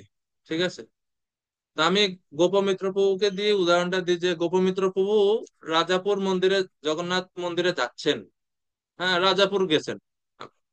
তো প্রভু বের হয়ে গেছেন, গাড়িতে উঠে গেছেন, তো একটু পরে আমাকে আহ আমাদের আহ কি বলে বিনয় নিতাই প্রভু বলছিলেন, যারে প্রভু আপনি কি গোপমিত্র প্রভুকে দেখছেন? তখন আমি আমি কি বলবো, উত্তর কি দিব? আরে প্রভু তো রাজাপুর গেছে। ঠিক কি না? স্বাভাবিকভাবে আমরা কি উত্তর দেই? প্রভু তো কোথায় গেছেন? রাজাপুর গেছেন। তো এই যে আমি বললাম প্রভু রাজাপুর গেছে, আসলে কি প্রভুকে রাজাপুর অলরেডি কি পৌঁছে গেছেন? না, এখনো প্রভু পৌঁছাননি রাজাপুর। প্রভু রাজাপুর যাওয়ার রাস্তার মধ্যে আছেন, গাড়িতে উঠে বসে আছেন, মানে গাড়িতে করে উনি যাচ্ছেন। তো প্রভু মানে he is in the process, মানে তিনি প্রক্রিয়ার মধ্যে আছেন, তিনি পন্থা অনুশীলন করছেন। সেই অনুশীলন পন্থার মধ্যে আছেন, এখনো পর্যন্ত হয়তো সেই ব্যক্তি এখনো শুদ্ধ হয়নি, কিন্তু শুদ্ধিকরণ পন্থার মধ্যে যেহেতু তিনি আছেন, এই জন্য তাকে শুদ্ধ বলেই জানতে হবে। কারণ তার বেশি দিন না, অল্প কিছুদিন পরেই তিনি শুদ্ধ হয়ে সাধুতে পরিণত হবেন। এটা হচ্ছে ওই শ্লোকে, নবম অধ্যায় শ্লোকে ভগবানের মনোভাব। আর আজকের এই শ্লোকে ভগবান, আজকের শ্লোকে যেটা ভগবান বলছেন যে মূঢ় নরাধম মায়া অপহৃত জ্ঞান এবং আসুরি ব্যক্তিরা, এটা হচ্ছে জেনারেল স্টেটমেন্ট যে তারা স্বাভাবিকভাবেই তাদের তারা ভগবানের শরণাগত হয় না। তো এই জন্য এইভাবে আমরা এই দুইটা বিষয়কে বুঝতে পারি। তো যেরকম বলা হয় যে আহ এই জন্য ভগবান বলছেন অনেক জায়গাতে যে আমি আমার দিক থেকে সবসময় দরজা খোলা। এটা নির্ভর করে জীবের উপরে সে কখন আমার কাছে আসবে। আমি কোনো সময় বাধা দেই না যে আমার এখন দরজা বন্ধ, এখন তুমি আসতে পারবে না। তো ভগবান সবসময় হাত বাড়িয়ে আছেন। ভগবানের বিভিন্ন অবতারে বিভিন্ন মুদ্রা। জগন্নাথ দেব সবসময় হাত বাড়িয়ে আছেন আলিঙ্গন করার জন্য আমাদেরকে। চৈতন্য মহাপ্রভু সবসময় হাত উত্তোলন করে আমাদেরকে আহ্বান করছেন আত্মসমর্পণ করার জন্য এবং ওনার কাছে যাওয়ার জন্য, এই হরিনাম সংকীর্তনে অংশগ্রহণ করার জন্য। তো ভগবান সবসময় আহ্বান করছেন। এটা জীবের উপর, বদ্ধ জীবের উপর নির্ভর করে সে কখন ভগবানের শরণাগত হবে। যেই মুহূর্তে তার ইচ্ছা হবে যে আমি ভগবানের সেবা করব, সেই মুহূর্তে ভগবান তাকে গ্রহণ করবেন। তো এই জন্য বলা হয় মা, যেরকম মায়ের সন্তান, সন্তান অনেক সময় কেউ, কিছু মায়ের, একজন মায়ের যদি তিনজন সন্তান হয়, দেখা যায় দুইজন সন্তান ভালো, একজন সন্তান স্বাভাবিক মানে সঙ্গ দোষে কোনো কারণে খারাপ হয়ে গেছে। তো ছেলে যতই খারাপ হোক, মা কিন্তু সবসময় ছেলেকে মানে কি বলে, ছেলের প্রতি যে স্নেহ ভালোবাসা, এটা মায়ের সবসময় একই রকমই থাকে। কখনো মানে মা ছেলেকে, জগৎবাসীর কাছে ছেলে খারাপ হতে পারে কিন্তু মার কাছে ছেলে ছেলেই থাকে। আচ্ছা, এখন চিন্তা করে দেখুন যে একজন মায়ের মনোভাব, একজন মায়ের হৃদয় যদি এতটুক হতে পারে, তাহলে এই জড়জগতে কতজন মা আছেন।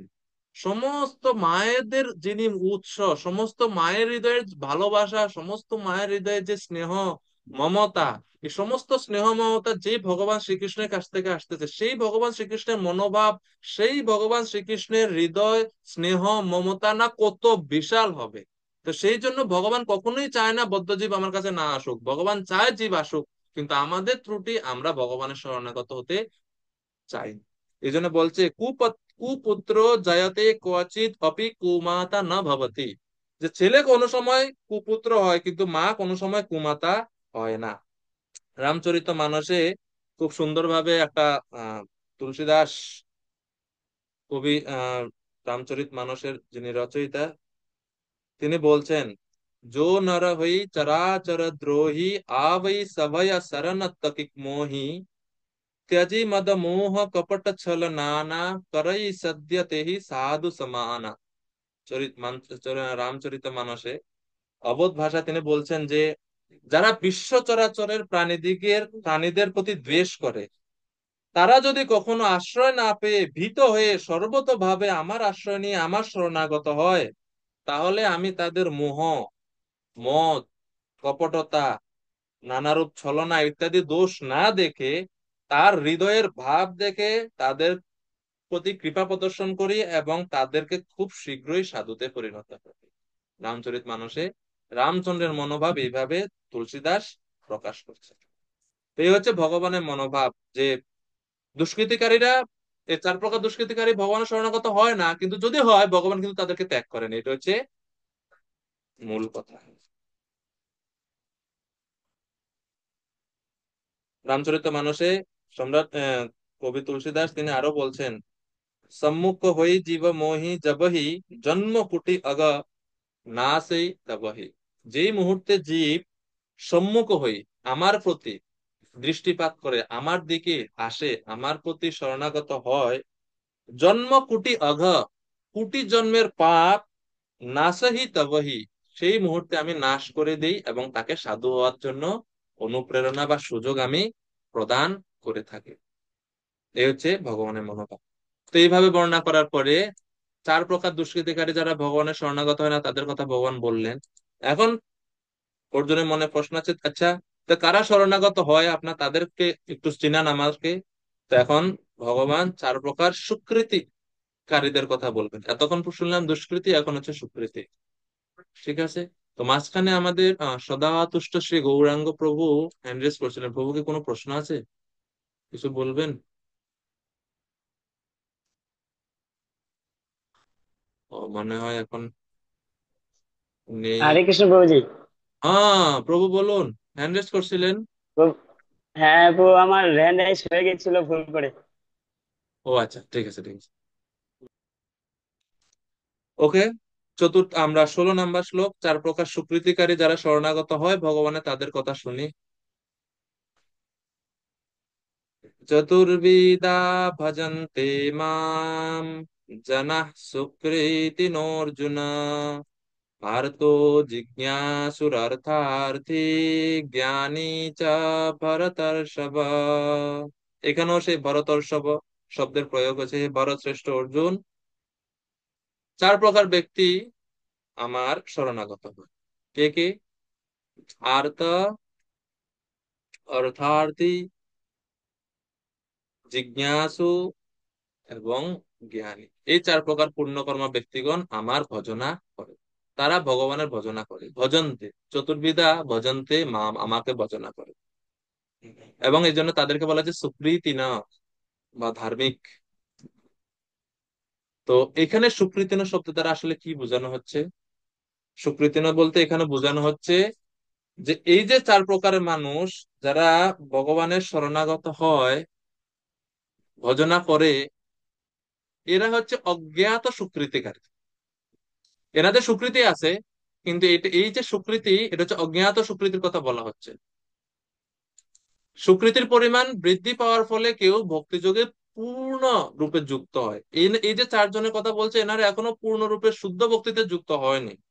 তো এনাদের সুকৃতি আছে, পূর্বে অল্প অল্প সুকৃতি আছে, এই কারণে তারা এই অর্থার্থী হলে, জিজ্ঞাসা হলে তারা ভগবানের কাছে আসে, অন্য কারো কাছে যায় না। এই 4 প্রকার সুকৃতিকারীদের এটা হচ্ছে বৈশিষ্ট্য, যে তারা তাদের জিনিস যদি দরকার হয় তারা ভগবানের কাছে আসে, কোনো দেব দেবীর কাছে যাচ্ছেন না তারা।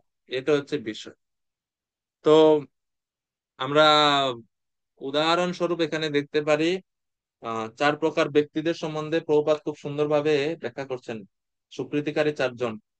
তো প্রভুপাদ বলছেন সুকৃতি শব্দ মানে কি, সুকৃতি মানুষের সংজ্ঞা দিয়েছেন প্রভুপাদ। তাৎপর্য, সুকৃতি মানে হচ্ছে যারা ধার্মিক। প্রভুপাদ দ্বিতীয় বলছেন সুকৃতি মানে হচ্ছে যারা শাস্ত্রবিধি বিধান মেনে চলেন। 3 নম্বর প্রভুপাদ বলছেন সুকৃতি মানে হচ্ছে সামাজিক ও নৈতিক আইন ও নীতি সমূহ যারা মেনে চলেন। এবং চতুর্থ, কম বেশি সবাই ভগবানের প্রতি শরণাগত বা ভগবত ভক্ত, অর্থাৎ ভগবত ভক্ত রয়েছে সুকৃতিকারী। এইভাবে প্রভুপাদ বিভিন্ন ভাবে সুকৃতিকারী কারা তাদের কথা বলছে। এরপরে 4 প্রকার সুকৃতিকারী তাদের কথা বলছেন। আর্ত, আর্ত মানে কি, অর্থার্থী মানে কি, জ্ঞানীকে এবং জিজ্ঞাসুকে। তো বলছে যে আর্ত মানে হচ্ছে যে পীড়িত। পীড়িত মানে কি?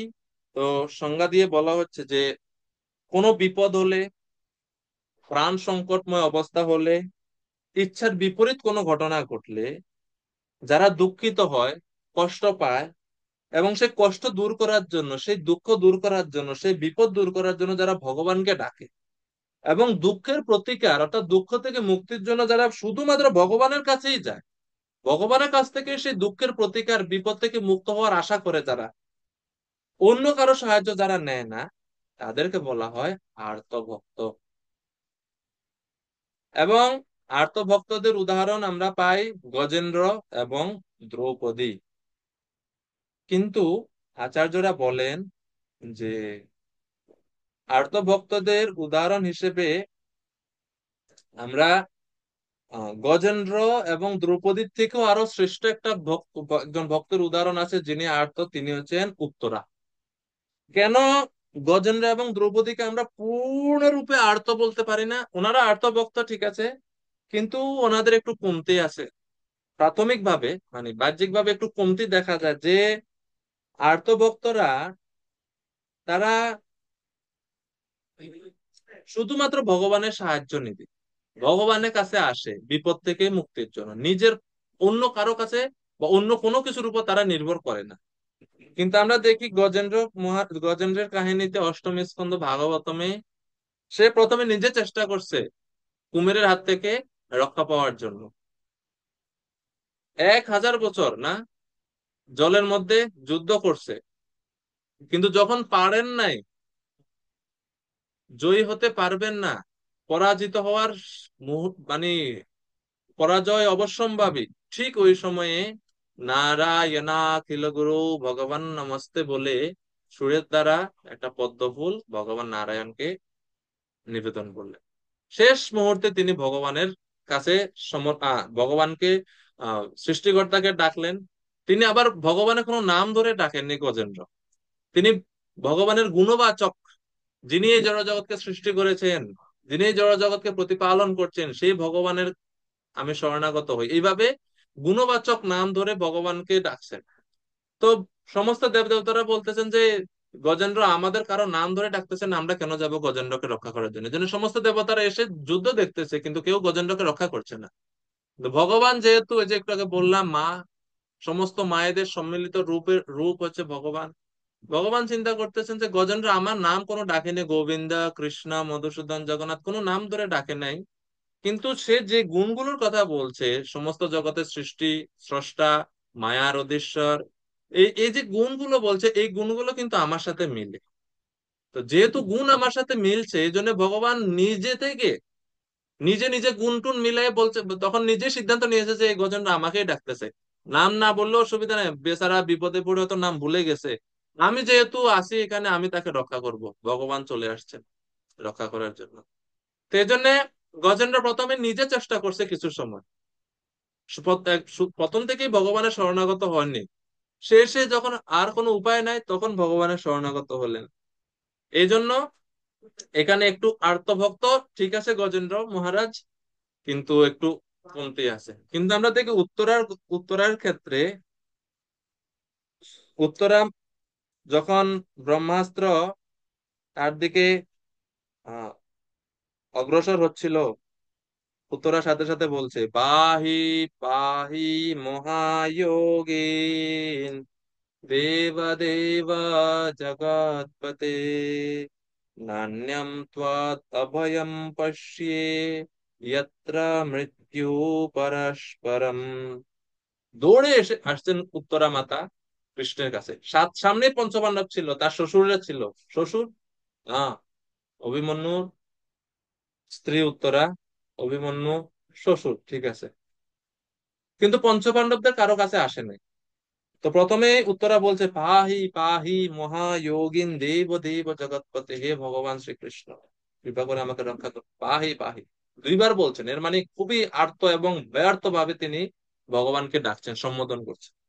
এখন কৃষ্ণ বলছেন, আরে উত্তরা, তোমার বীর 5 জন যোদ্ধা এখানে উপস্থিত, তাদের সবাই অস্ত্র শস্ত্র সুসজ্জিত, শ্রেষ্ঠ ধনুর্ধারী, গান্ডীবধারী, গদাধারী, ধর্মরাজ, সবাই আছে এখানে, তাদের কাছে না গিয়ে তুমি আমার কাছে কেন আসতেছো? আমার হাতে কোনো অস্ত্রই নাই, আমি যুদ্ধও করি নাই।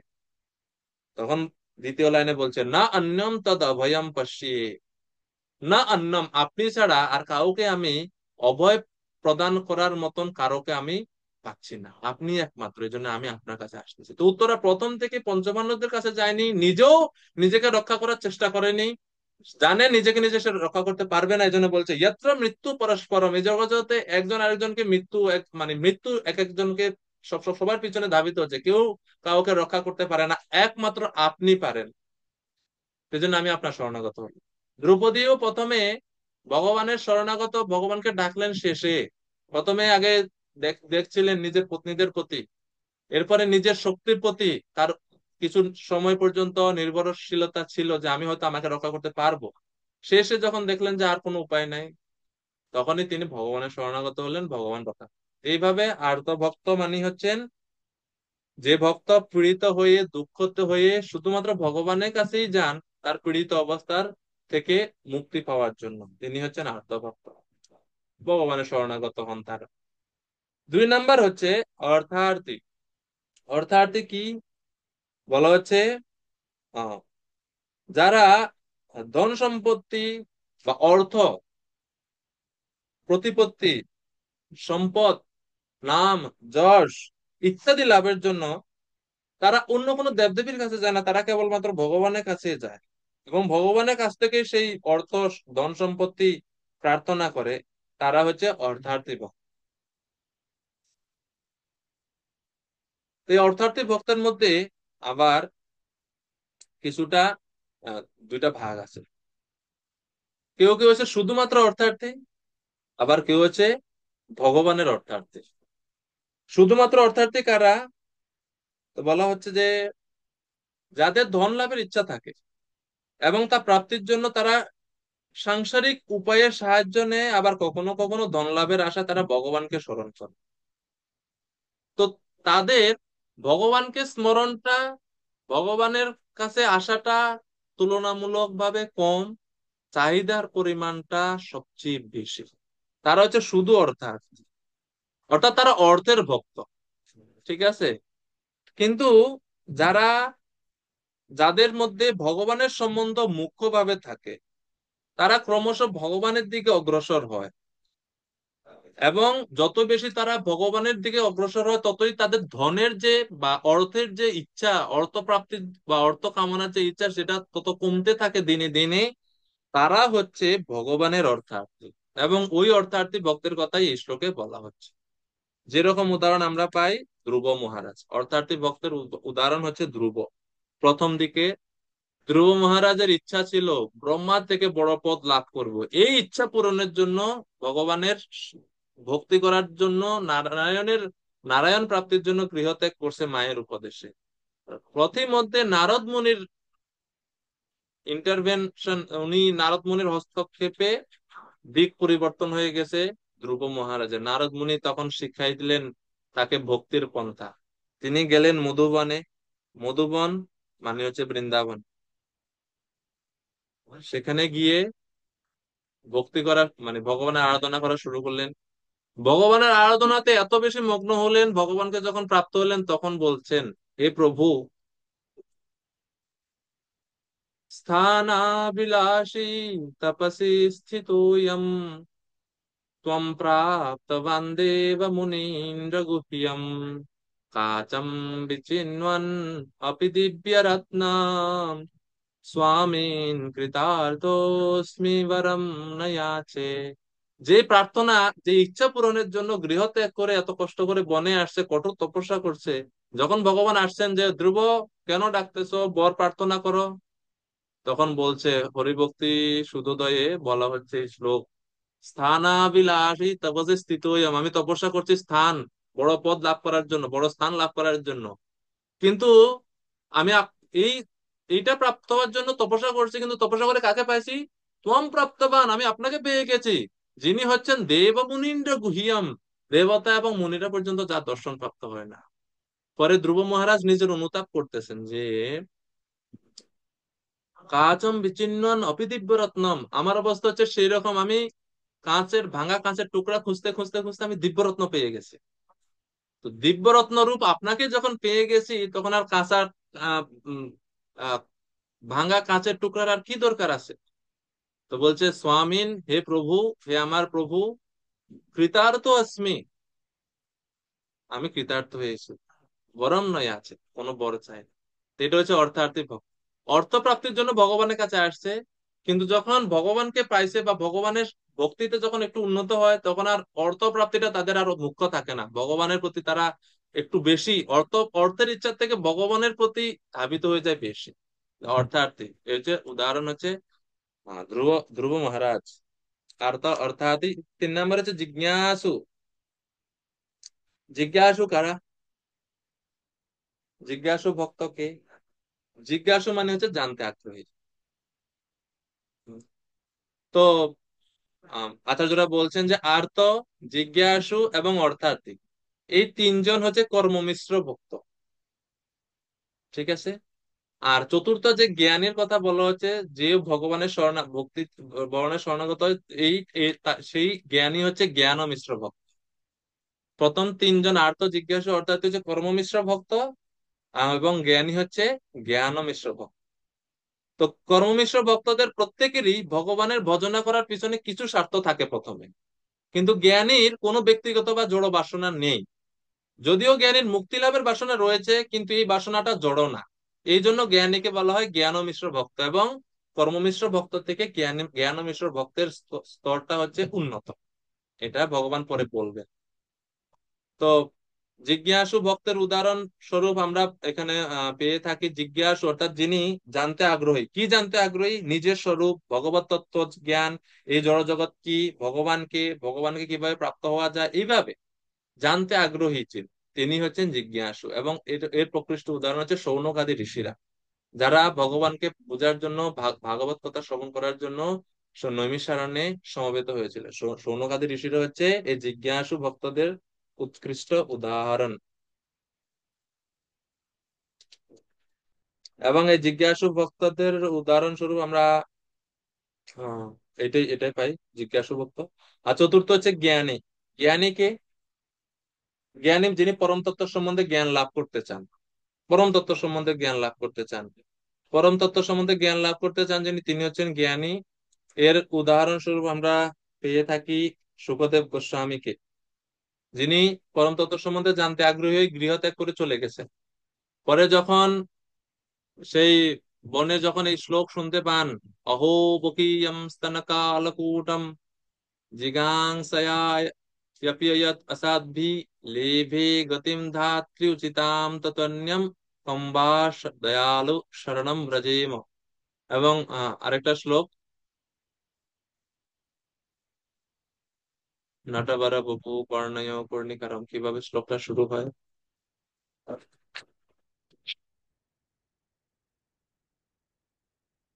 বর্হাপীড়ম নটবর বপু কর্ণয় কর্ণিকারম बिभ्रद्वास कनककपिशं वैजयन्तीं च मालाम् रन्ध्रान् वेणोरधरसुधया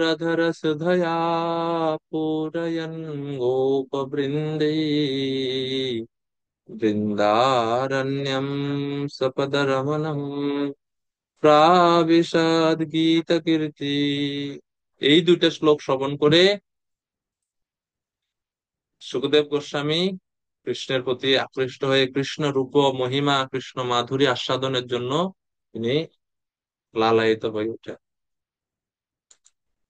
এরপরে চতুষ্কুমার, এনারা হচ্ছে জ্ঞানী ভক্তদের জ্ঞানী ভক্তের মানে উদাহরণ। প্রথমে ওনারা জ্ঞান জ্ঞান মার্গে ছিলেন, জ্ঞান মিশ্র ভক্ত ছিলেন। পরবর্তীতে ভগবত সান্নিধ্যে এসে ভগবানের চরণার বিন্দের তুলসী ঘ্রাণ আঘ্রাণ করে চতুষ্কুমারদের হৃদয়ে ভগবত মাধুর্য আস্বাদনের জন্য ইচ্ছা হয়। পরবর্তীতে ওনারা শুদ্ধ ভক্তিতে ফিরে আসেন। তো এই হলো চার প্রকার সুকৃতিকারী যারা ভগবানের শরণাগত হয়: আর্ত, অর্থাৎই, জিজ্ঞাসু এবং জ্ঞানী। তো আজকে আমাদের সময় শেষ। শ্লোক নাম্বার 17 থেকে সামনে শেষ, মানে পুরো অধ্যায় শেষ করব আমরা সামনে ক্লাসে। তো আজকে শ্লোক নাম্বার 16 পর্যন্তই থাকবে। হরে কৃষ্ণ।